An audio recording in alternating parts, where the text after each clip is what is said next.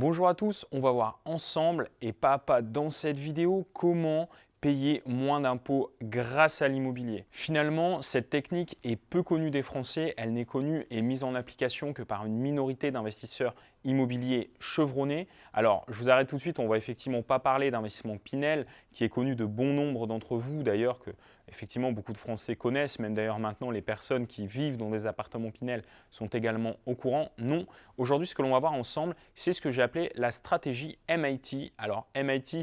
c'est pas parce que c'est quelqu'un du MIT justement qui a conçu cette stratégie, c'est tout simplement parce que cette stratégie selon moi s'appelle donc MIT, donc le M tout simplement pour moins, le I pour impôt et le T pour travaux, moins d'impôts grâce aux travaux. C'est ce que l'on va voir ensemble dans cette vidéo.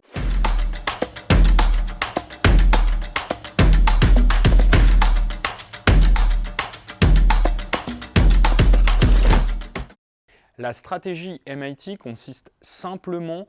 à faire l'acquisition d'un bien immobilier qui va vous permettre de dégager une rentabilité de minimum 8%, c'est-à-dire que cet investissement sera autofinancé et en plus de cela va vous permettre également de payer moins d'impôts. Donc non seulement on va être sur une stratégie de défiscalisation, mais en investissant sur un produit immobilier rentable et pas un produit immobilier qui va au final être, je dirais, le contrebalancé d'un processus de défiscalisation qui sera rentable, mais qui va faire que derrière, vous allez,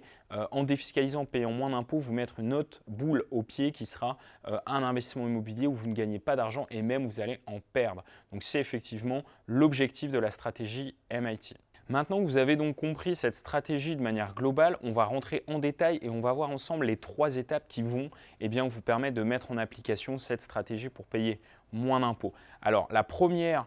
étape justement de cette stratégie, c'est tout simplement définir votre stratégie en fonction de vos objectifs, en fonction notamment de votre succession, en fonction de là justement où vous voulez aller avec cette stratégie. Donc cette première étape au final est vitale. Pourquoi? Parce qu'on ne va pas avoir la même stratégie si vous payez 1 500 € d'impôt ou si vous payez 10 000 € d'impôt. En réalité, chaque personne a donc je dirais une enveloppe patrimoniale et une enveloppe imposable qui lui est propre. Et donc, il faut effectivement que nous puissions adapter cette stratégie qui est une stratégie générique qui fonctionne pour tout le monde, mais on doit l'adapter effectivement en fonction de vous qui regardez cette vidéo. Alors, en fonction de tout ça, en fonction de votre âge, en fonction de combien vous payez d'impôts, on va effectivement pouvoir partir sur des projets qui sont différents, soit sur la location meublée, de l'investissement en nom propre, de la location en nu, ce qui va nous permettre de faire justement ce qui nous intéresse des travaux et donc de mettre en place un processus appelé le déficit foncier. Et nous allons également pouvoir, pour certains d'entre vous, investir en société. En tout cas, l'objectif ici est vraiment de définir votre stratégie afin de faire en sorte que demain, vous puissiez payer moins d'impôts. Dans cette première étape, on ne va pas non plus prendre uniquement en considération le fait de payer moins d'impôts sur le revenu. On va aussi justement commencer à anticiper les questions de transmission de patrimoine, les questions également de succession pour faire en sorte que vous ne payez pas moins d'impôts sur le revenu pour au final le jour où vous souhaitez revendre ou transmettre votre bien, vous faire rattraper par les impôts, payer 33% de plus-value à la revente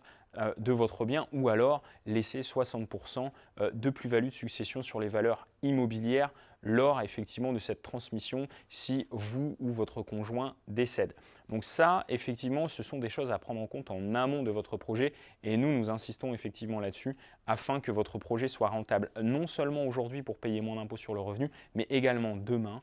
quand on abordera les questions de transmission et de succession. Je me permets juste, donc, étant donné que vous commencez effectivement à être dans le cœur de la vidéo, comme vous commencez à voir justement un petit peu qu'est-ce que cette stratégie MIT, je vous invite justement, si jusqu'ici vous avez appris des choses, si vous êtes intéressé justement par ce que je suis en train d'évoquer, tout simplement à vous abonner à la chaîne YouTube puisque vous allez avoir de nombreux contenus de ce type qui vont vous permettre effectivement non seulement de voir comment payer moins d'impôts avec l'immobilier, mais également tout simplement d'investir de façon rentable dans l'immobilier. Donc si ce n'est pas encore fait, je vous invite à vous abonner à la chaîne, pas pour me faire plaisir, mais également parce que je vais tirer au sort régulièrement l'un d'entre vous, l'un des abonnés, pour bénéficier d'un coaching gratuit personnalisé, individualisé sur la chaîne YouTube en live. Donc du coup, c'est également l'occasion de pouvoir bénéficier de ce coaching live gratuit. Donc je vous invite effectivement à vous abonner juste avant de passer à la deuxième étape de cette stratégie MIT. La deuxième étape du coup de cette stratégie, vous en doutez,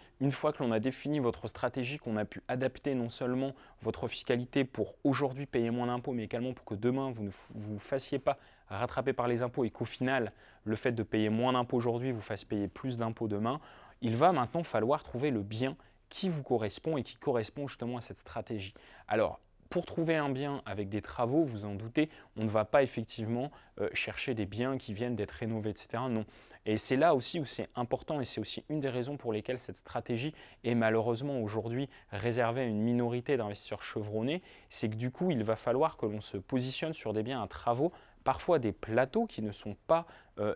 aménagés. Et donc, c'est-à-dire que vous pouvez par exemple acheter un plateau de 100 mètres carrés dans un immeuble et au final, vous vous retrouvez avec 4 murs qui font 100 mètres carrés et au final rien au milieu. Et là, il va effectivement falloir avoir une vision pour pouvoir aménager cet espace et le rendre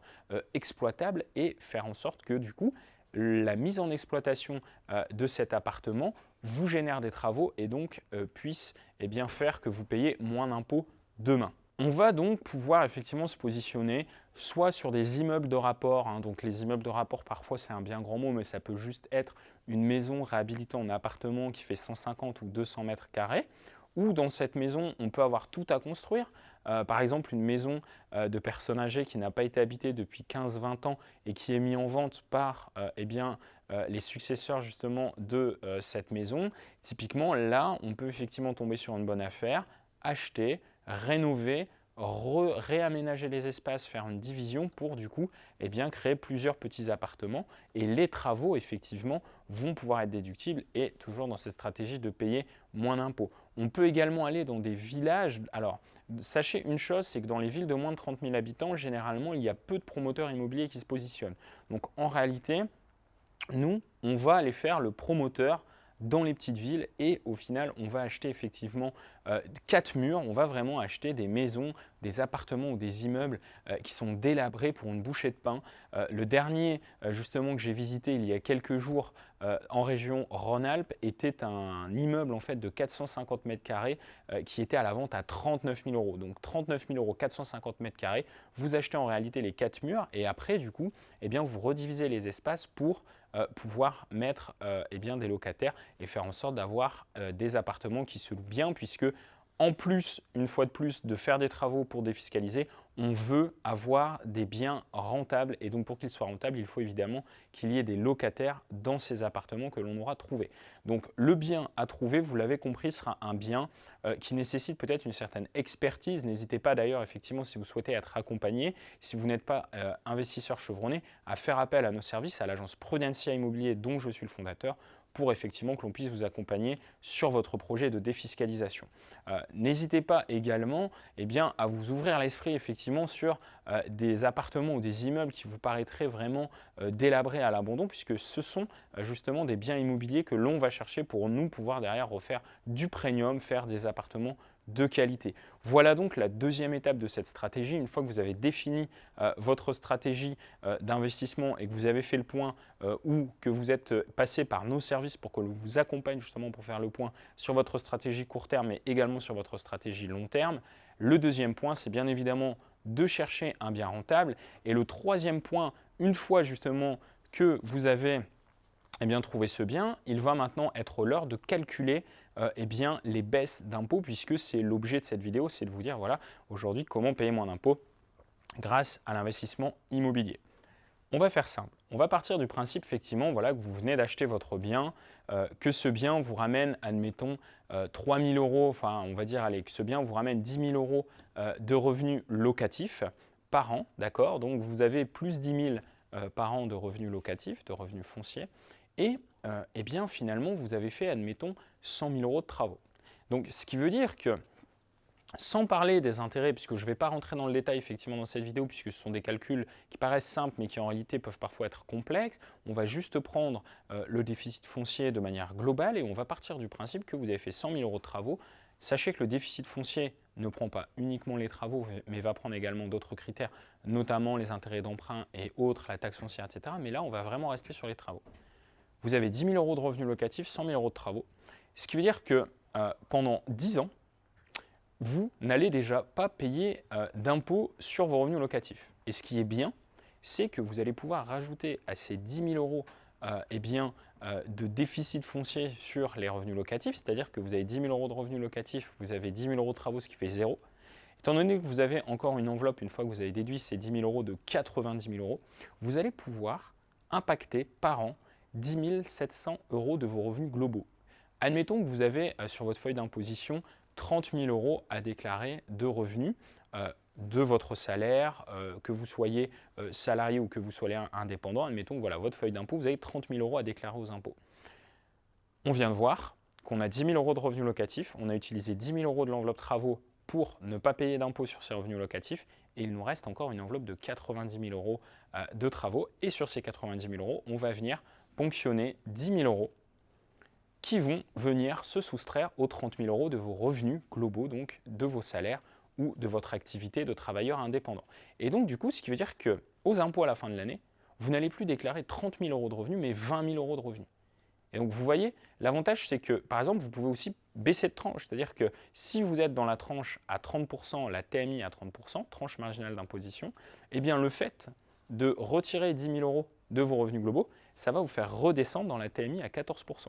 Et quand on fait le calcul, on vient de voir qu'on a utilisé en un an 10 000 € pour les revenus locatifs et 10 000 € pour les impôts globaux. Donc en fait, ça veut dire que tous les ans, on va utiliser 20 000 €. Quand vous faites le calcul, ça veut dire que sur un projet comme ça, eh bien, pendant 5 ans, vous n'allez ni payer d'impôts sur vos revenus locatifs, donc qui sont générés par votre investissement immobilier, et vous n'allez pas non plus payer énormément d'impôts, et tout du moins, vous allez avoir une réduction d'impôts sur vos revenus globaux pendant 5 ans, puisque pendant 5 ans, vous allez venir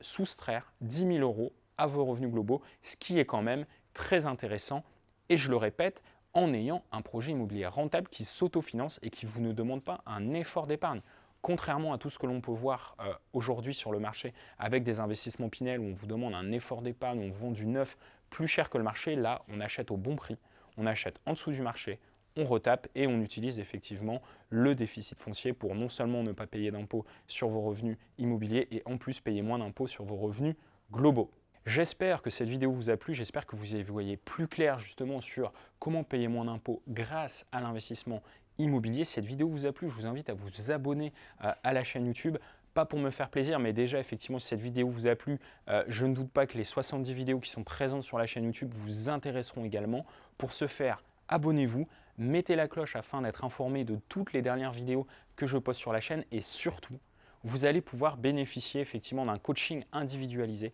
puisque je tire au sort régulièrement des abonnés de la chaîne afin de leur offrir un coaching individualisé d'une valeur inestimable que je facture effectivement plusieurs centaines, voire plusieurs milliers d'euros à mes clients. Donc ce serait dommage de passer à côté. Pour cela, vous n'avez qu'une chose à faire, c'est de vous abonner à la chaîne. Maintenant que vous y voyez un petit peu plus clair justement sur le fait de payer moins d'impôts, également si vous voulez aller plus loin, si vous voulez être accompagné, parce que oui, là effectivement dans une vidéo malheureusement je ne peux pas aller vraiment au fond des choses, sinon je ferai une vidéo de plus d'1 heure pour vous expliquer cela et c'est en moyenne le temps que ça nous prend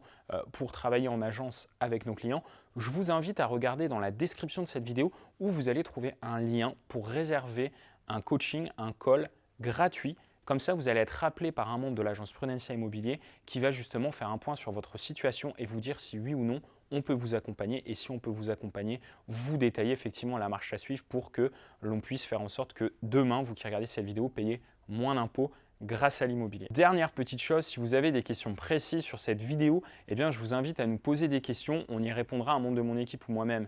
dans la description de la vidéo pour